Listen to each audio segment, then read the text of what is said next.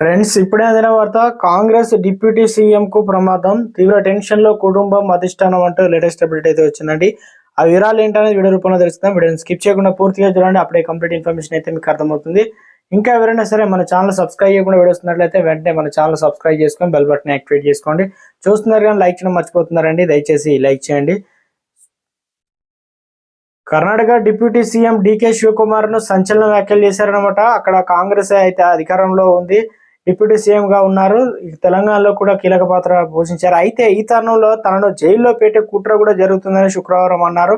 అంటే అధిష్టానంలో ఉండి అధికారంలో ఉన్న వ్యక్తే డిప్యూటీ సీఎం ఈ రకంగా అనడం. బెంగళూరు శివార్లో బీజేపీ పాదయాత్రను ఎదుర్కొనేందుకు ఏర్పాటు చేసిన జన ఆందోళన సభ అనంతరం విలేకరులతో మాట్లాడుతూ ఆయన ఈ వ్యాఖ్యలు చేశారనమాట. నాకు తెలుసు, వారిని చేయనివ్వండి, పరిణామాలు ఎదుర్కొనేందుకు నేను సిద్ధంగా ఉన్నాను. నా స్వభావం, సామర్థ్యం ఉన్న ఎందరో నాయకులు కాంగ్రెస్ పార్టీలో ఎదుగుతున్నారు. బీజేపీ రాష్ట్ర అధ్యక్షుడు బివై వీరేంద్ర చేసిన మోసాలను బయట పెడతాను. అతనికి సత్తా ఉంటే నేను అవినీతి పాల్పడినట్టు విషయాలు చెప్పనివ్వండి. ఏ ప్రతిపాదన నన్ను అవినీతి పితామహుడు అని అంటారని డికే శివకుమార్ అయితే ఆగ్రహం వ్యక్తం చేశారనమాట. రాష్ట్రంలో సంచలన వ్యాఖ్యలు అయితే చేశారు.